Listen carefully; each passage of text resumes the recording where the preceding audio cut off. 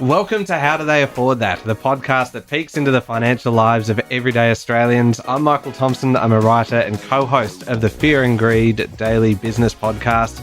And as always, I'm with Canna Campbell, financial planner, founder of Sugar Mama TV, the financial literacy platform that you will find on YouTube and podcasts and books and Instagram and more.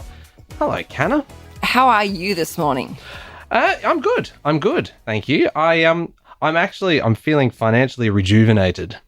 Oh, tell me more. It's because I have a savings hack. Last week I put you on the spot and asked you to give me a savings hack. My $4 Coles multi-purpose wipes. Mine was a little more than $4 for this week, and it was inspired by you though. It is an air fryer.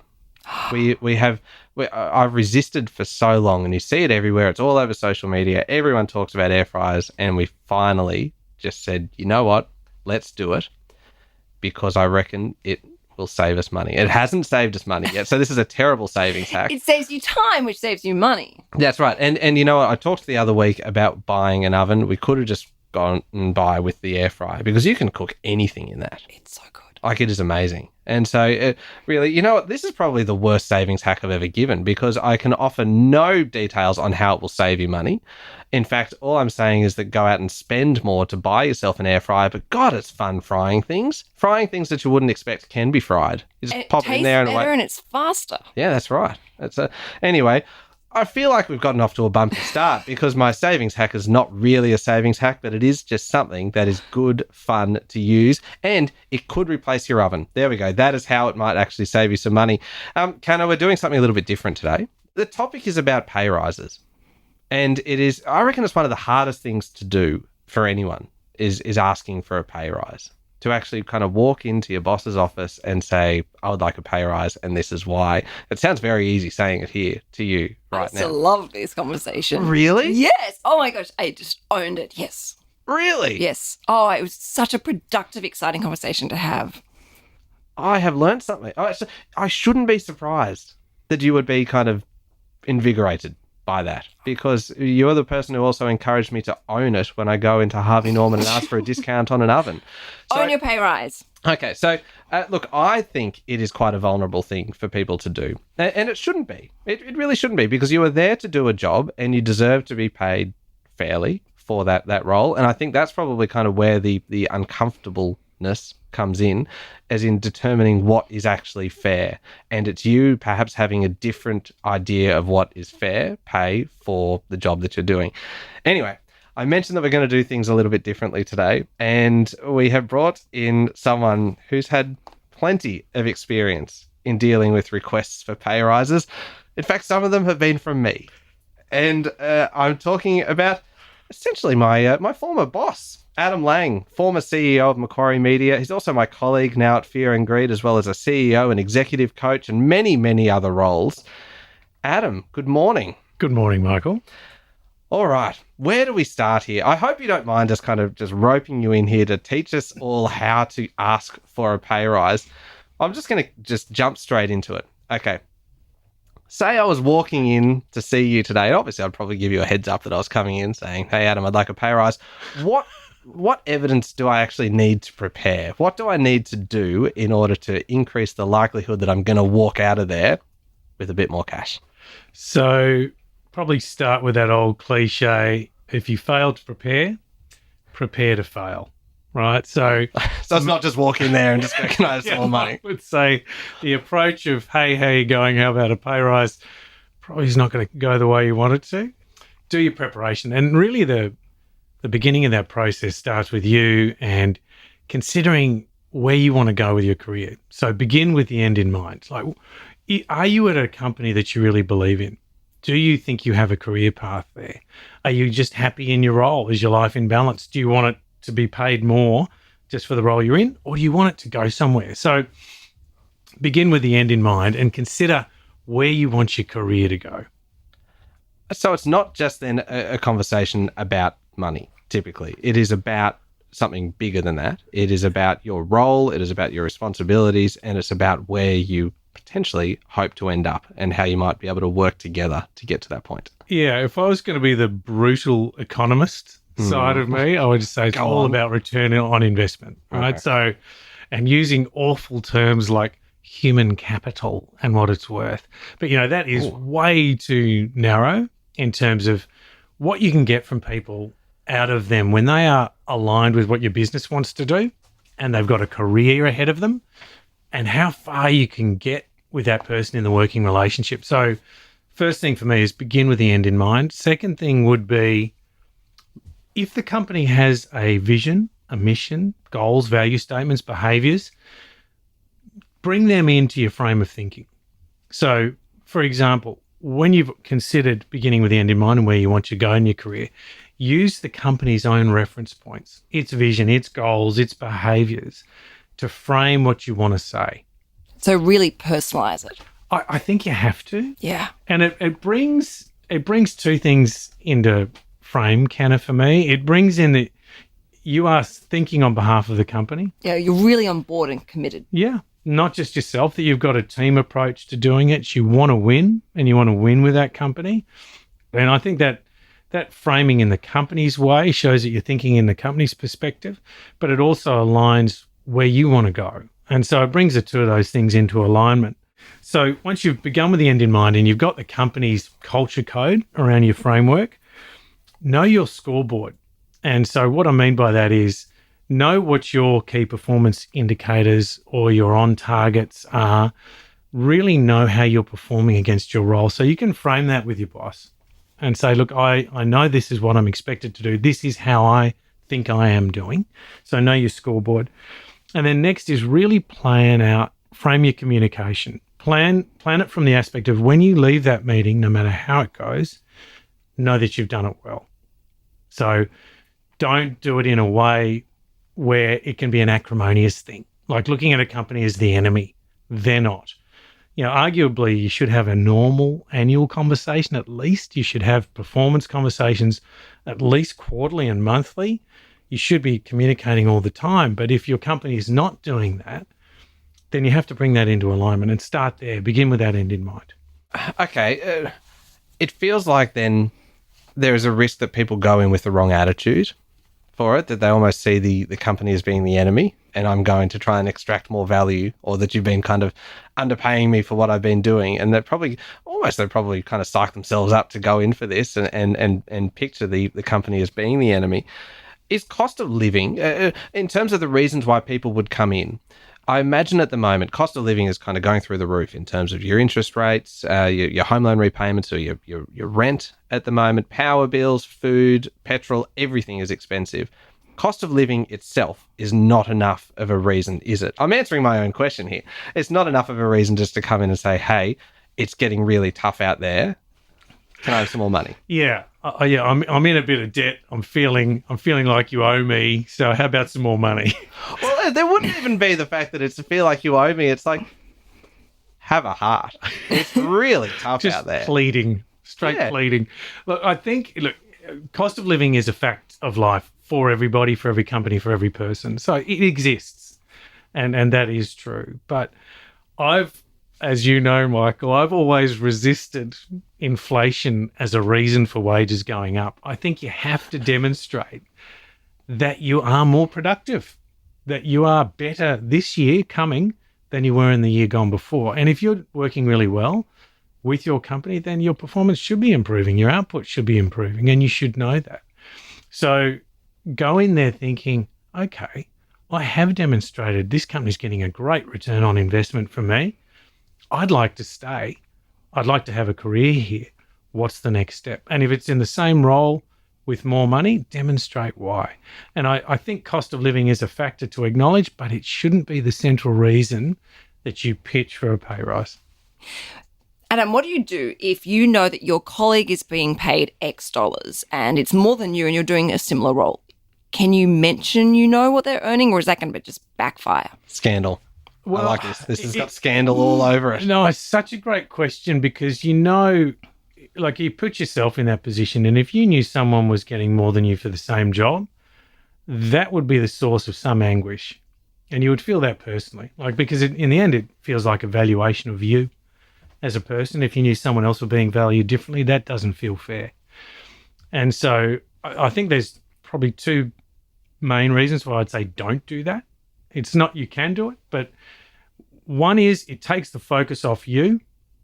And the second thing, it can frame your pitch in a negative light, when really this should really just be about your performance, and you earned that money, you earned that pay rise. This is why you think you deserve it. All right. In that case, how do you research your value across the market?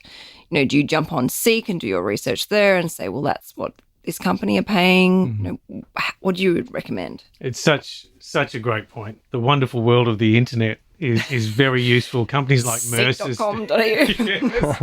Seek.com.au is one. Mercer's do one of many companies who do benchmarking reports on salaries and remuneration. And so you can get really good indicative ranges. Like, very few jobs compare with yours exactly, your company, your geography, your role, etc. But you can get so much great information. And what they typically do, which I found was really helpful, was that they give you a band, like from X to Y, and that matches with a low level of experience, like someone who's brand new to the role, to someone who's a medium level of experience, to someone who's high experience. So it's not like one number equals one role. It typically flows in a band, and it's really good to think that way. So I think, use that information gathering process. Personally, what you can discover, what information you can get yourself is very useful, and use that internet machine. Does that include, though, then the internal research? Because you're not supposed to necessarily go in and cite what person X doing a similar role within your own company is getting, but surely that's kind of valuable intel in terms of what the worth of the position, if you're doing roughly equivalent jobs. Absolutely. I think the twist on it is I wouldn't bring anyone else into that discussion, because, again, it can take that focus off you and it can frame it in a negative light. But when you're doing benchmarking, that's like, well, hey, how's any team performing? You know, in sport, you have league ladders and scoreboards. In business, you have annual reports. In roles, you can make comparison points out of your role with other parts of the market, which is just logic and data. And I think that's a good diligence exercise. You'd need to be pretty honest with yourself, though, wouldn't you? In terms of that always helps. But I mean, there's. I think it's a natural kind of trend, or you're naturally drawn towards believing that you are doing a good job at something. And so, if you're looking at that, the low, medium, and high kind of ability, or the capability within a role, you're going to naturally be drawn to think, I'm operating at the high level here.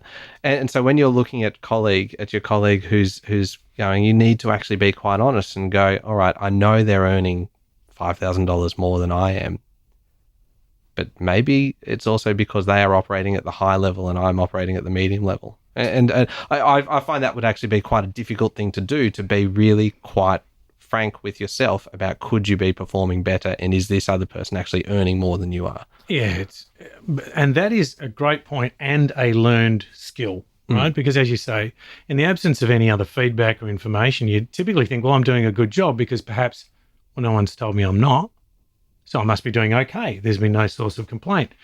And certainly when I was in the early part of my career, silence was great reward. It's the only way you knew you were doing things well.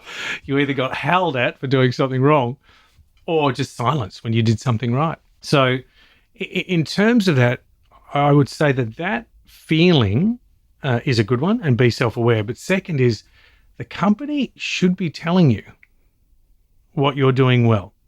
The company should be telling you what you're not doing to a level of standard that they expect. Okay. And so there is an obligation. If you are wondering, right, how you are going, that is the company's responsibility to inform you. And that is more than reasonable. In fact, I'd think it's a requirement for you to know how you're going. So get that information from them. Is it worth rehearsing? Is this something we should be doing in front of a mirror, or perhaps like doing a bit of a role play with your friend or partner? Oh, yeah. So, and I think, expressions such as wargaming it and, going through different iterations, what might they say? If I said this, like writing them down and almost putting yourself in that position of the recipient of the conversation, going, oh, okay, well, I knew Michael asked me, to have a meeting. He's told me it's about his remuneration, so I know what to expect. But how's this going to go? So to put yourself in both sides of that conversation and imagine as the recipient and the deliverer of the Oh, information. that's good. So you can at least show some empathy from their perspective, because they've got a job to do too, and they've got to do it well. Typically amongst those things is minimizing costs and maximizing profit. So that's understood. But minimizing costs does not equal letting good people leave. Do you you mentioned there that it's helpful if the boss knows.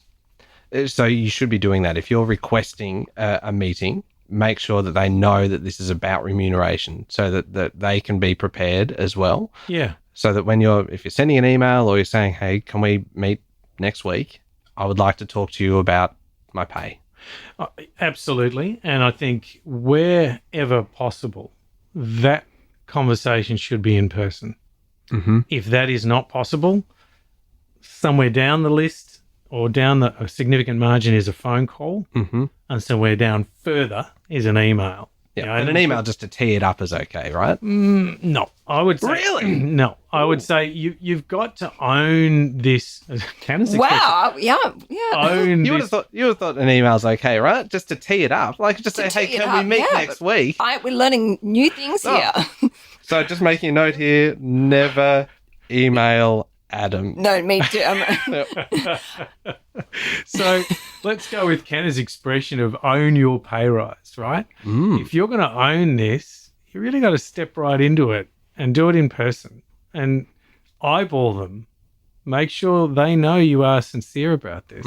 And so treat it as a great conversation. And I think a useful device for me has been to acknowledge that the issue is not theirs in the sense of you don't dislike them or are in battle with them or are competing with them for this pay rise. The issue is one between you. You've both got a challenge to solve. And so you can depersonalize the request by putting it in between you in a way and almost metaphorically going shoulder to shoulder with them and saying, I think I'm worth more. These are the reasons why. Can you help me solve this? Okay. So I think you take the combative nature of these conversations out of it. It shouldn't be combative at all. And it shouldn't be once a year or by your request. But let's just say the company is not having that regular feedback channel with you and you do feel this need to have a conversation, own it, get that person in person if you can, to say, I would really like some time with you. Can I put some time in our diaries? I'd like to talk about my career. I'd like to talk about my role, and I'd like to talk about my remuneration. Okay. That's actually Wow. really that's quite powerful. Actually, if then you are owning every single step, and it really does kind of humanize it then, And doesn't make it completely sincere that Okay. you've thought about it from the company's perspective as well as from yours. Absolutely brilliant. I have another question, a burning question. They're all burning, right? Aren't they? These are all the questions we've so ever personal, we've aren't ever they? wanted to know about pay rises, and here we have just kind of unfettered access I to know. someone who knows all about it. This is great. I'm like a kid in a candy store. So my next question for you is, do you go in with a number in mind, or the financial planner and me about maximizing opportunities, do you go in with a overinflated number that you want, expecting that you might be disappointed, so if that number comes down, it's actually quite close to what you originally wanted? So I would definitely go in with a number in mind. I would not use it in the first meeting. Oh, Okay. So that you explain the reasons why you believe your remuneration should be reviewed, Yeah. but you do not tell them a number. It obviously within it, you're not asking it to be reviewed down. So I don't know. that would be odd. But That would be very honest, wouldn't it? Is this the old thing about how the first person to name a figure in a negotiation ends up losing? no, although that is, I mean, silence is a good tactic, but I think at this first meeting, you're imparting quite a lot of yourself. Like it's a significant conversation. And to want to close on a number there and then, that's a big, big goal. I would just say have that number in mind. Do not use it. explain all the rationale for your remuneration request, review request, but don't use that number. Ask them to consider what, on the basis of what you shared with them, what they think is possible and righteous. So I would have it in mind, but I wouldn't use it. And to your other point, Ken, around, yes, do expect you're probably going to have to negotiate. But I just in the first meeting wouldn't say this is what I'm after. All right. We might take a very quick break and we'll come back with what is another burning question, really.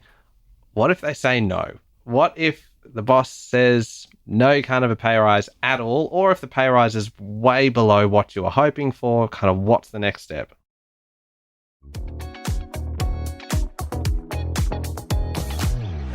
Kana, we're talking about pay rises today and some tips and tricks on how to actually ask for a pay rise. And to do that, we've brought in a bit of assistance, a bit of firepower. We've got Adam Lang here, the former CEO of Macquarie Media, an ASX-listed company.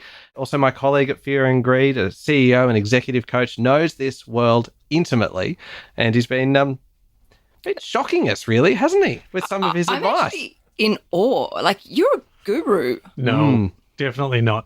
I would just say I've had a lot of experience. I can vouch for that. I have seen some of these. I have seen a lot of these conversations, and they have been very, very worthwhile. I've kind of been witness to them, and I've been on the receiving end as an active participant. And you are absolutely right in what you were saying about how it shouldn't. It's not a combative thing. It is a productive discussion, and it can actually be a really engaging, worthwhile process. All that to one side. We want to get to the kind of the dirty part, the really kind of the scandalous bit of what do you do when the boss says no? And at the moment, chances are the boss might say no, because times are tough for everyone. We talked about the cost of living pressures. Businesses are facing a lot of pressures at the moment. And that means that there may not actually be room in the budget for a pay rise, or if there is, it might not be as much as you actually wanted. What if the answer is no? Mm-hmm. What do you do? Do you walk out? Absolutely not. And so, look, a lot of this answer is dependent on the complete response. Mm-hmm. You know, it's rare that you just get a hard no and there'll be no other context to it. There'll be some reasons why. Mm-hmm. If that reason is budgets are a plan. They're never a strict map on how you get to an outcome. So I'm inclined to question budget as a rationale, because you don't cap revenue earned. You don't cap performance, right? So you should therefore not cap your investment in people if you're going for the best possible result. So really it's around no. Is it a hard no? If so, why? Really explore the reasons why. Because again, it's not their fault. It's this challenge between you. Think of it as something that you can resolve between you and successfully. You know, begin with that end in mind. When I leave this room, I want to be really proud of the way I conducted myself, and that there's another stage to this coming. You know, don't give up at that point.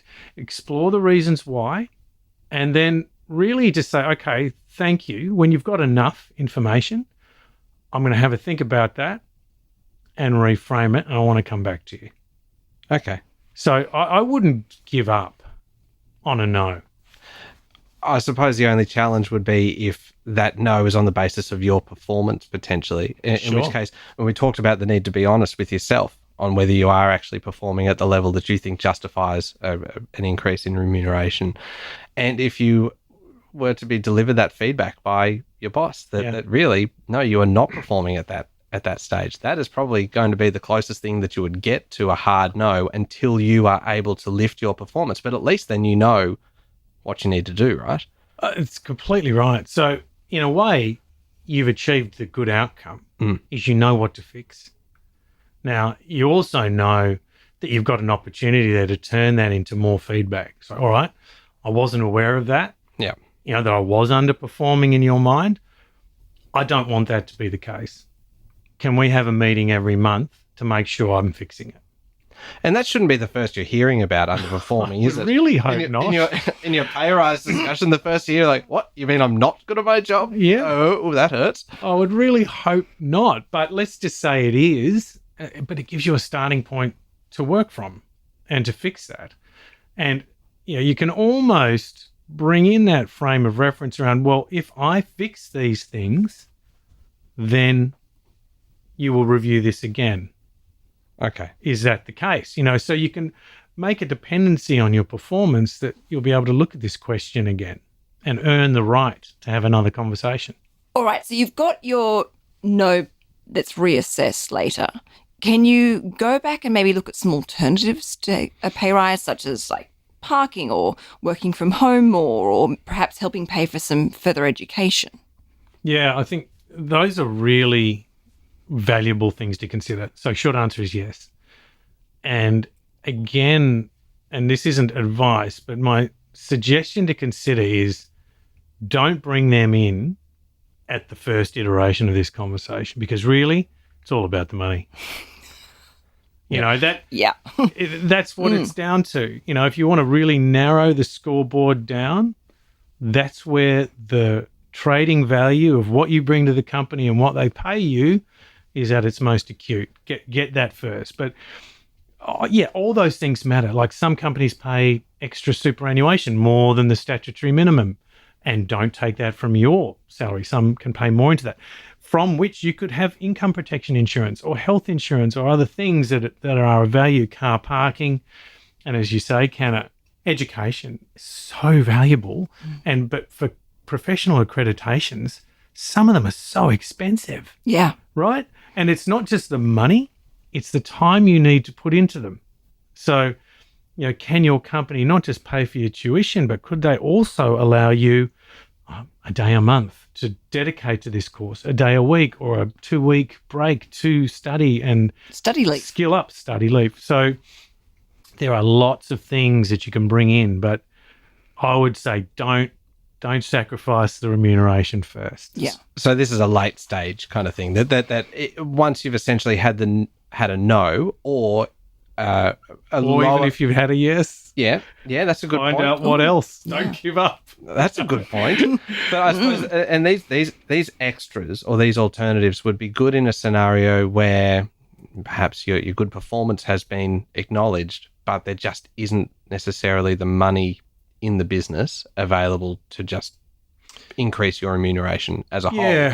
But they may be able to find other ways to improve your package. That's so true. And that indeed reflects thinking on the company's behalf too, as well as your own. Like, economic pressure affects everybody, but it affects everybody in different ways. And every company will be having pressure on their revenue, costs, balance sheet, P&L, whatever it might be. And each executive has a responsibility for that.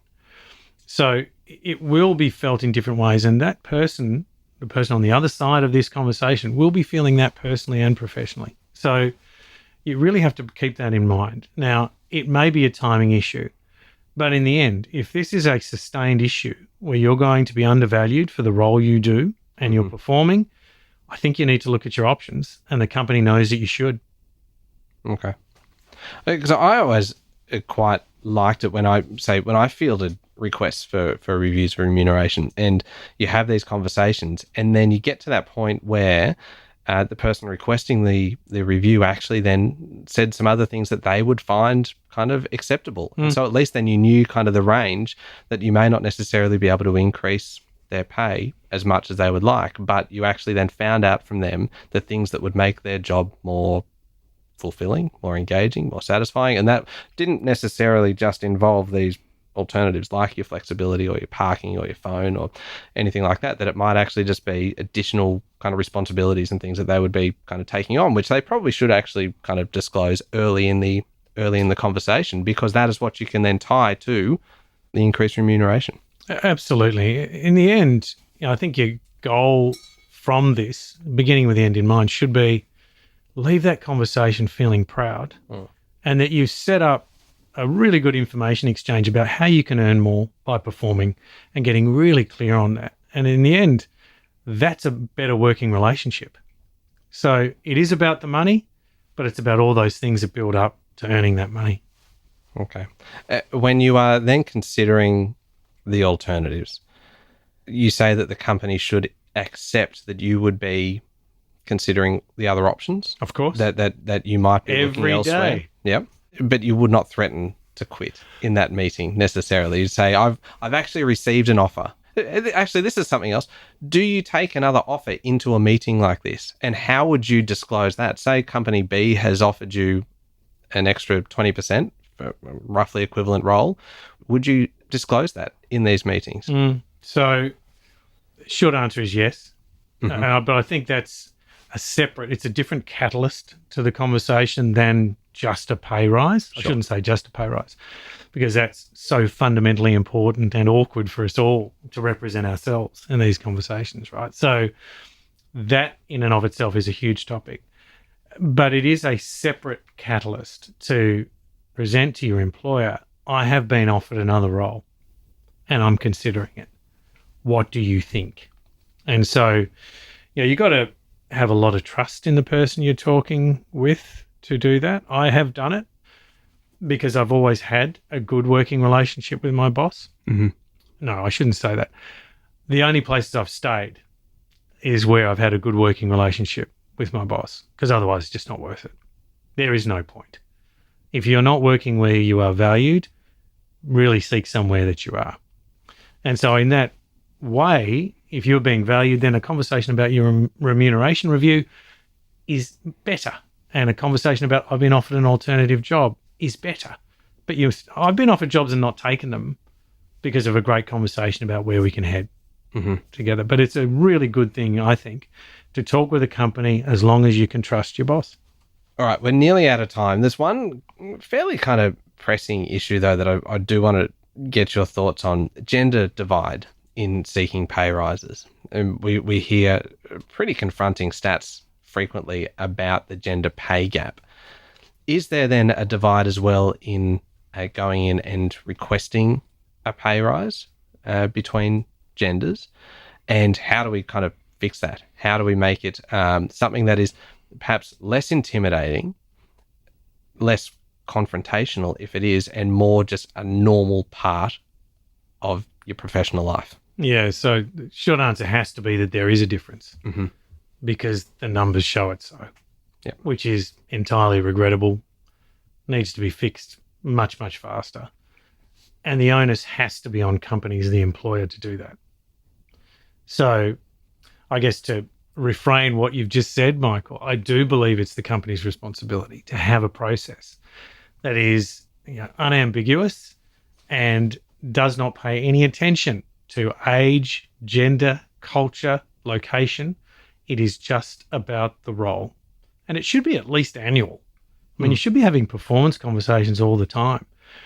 At their heart, everyone, I think, wants to get better. Everyone wants to get constructive feedback in a respectful way, right? So the better you can systematize that, have it in a weekly or a monthly or a quarterly, preferably at least monthly, along with quarterly and annual reviews, that should be a normal process. And if you haven't got it, as an employee, get it. Take it for yourself. Put it in place. What an amazing episode. I just feel like I've had this incredible life advice. A masterclass in pay rises. This is it's been fantastic. And I think the best thing about this is that you can take a lot of this into any environment. That it doesn't matter if you are kind of working in a small business or in a large kind of an international company, that a lot of this in terms of the advice about the attitude that you go in with and the data, the information that you need to actually gather before you go in for this conversation, it's transferable to any level of business. Anyone asking for a pay rise would probably do well to approach it this way. Yeah, I think just to sum up, if I could just wrap it in a sentence or two, would be do your preparation, understand the importance of this conversation to you, and aim to walk out of that meeting proud.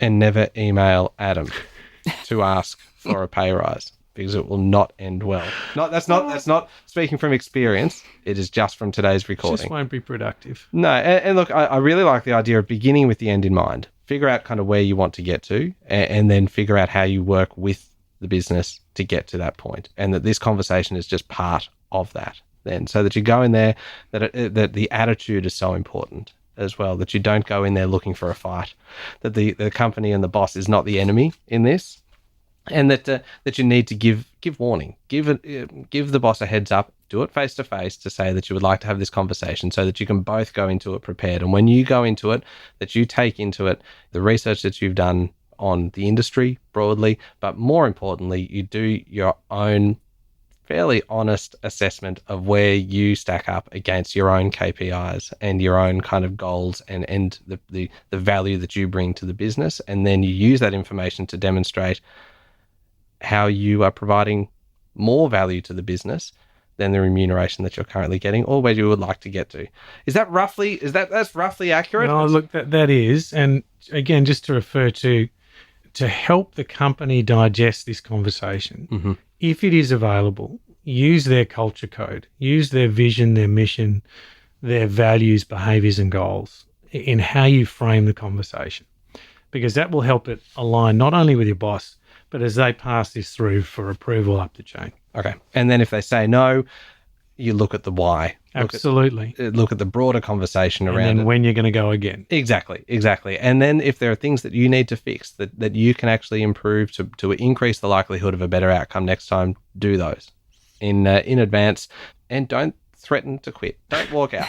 These are all things that I've written down as we go, with one underlined, which is never email Adam. And Canna's advice: own your pay rise. Yeah, I love that. It is great. There's a lot of universal advice in this episode today. It feels like we've all learned something. I feel very empowered to readdress how I face things that I need in my life. And Adam, are you going to go out and buy an air fryer now? It feels like that's the only advice that I've given this episode, which is about air fryers, which is about 45 minutes ago. But wasn't that the thing that hasn't saved you money yet? That's an irrelevant detail, Okay, Adam. I don't think that really matters in the grand scheme of things. Adam, we have covered an awful lot of ground today. Thank you so much for your time. It's been a pleasure. Thank you for having me. And Canna, how do we find you? If people need more information, where do they get it?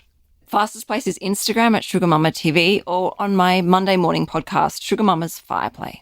And you can hear me every day with Sean Aylmer on Fear and Greed, Australia's most popular business podcast. And Adam joins us every weekend for the weekend edition of Fear and Greed as well, which is always worth a listen. Thank you very much for listening to How Do They Afford That? Remember, please, to hit follow on the podcast and leave us a review too. Next week, we are talking about financial burnout, what it is, how to avoid it. We are getting into that whole big topic. Don't miss it.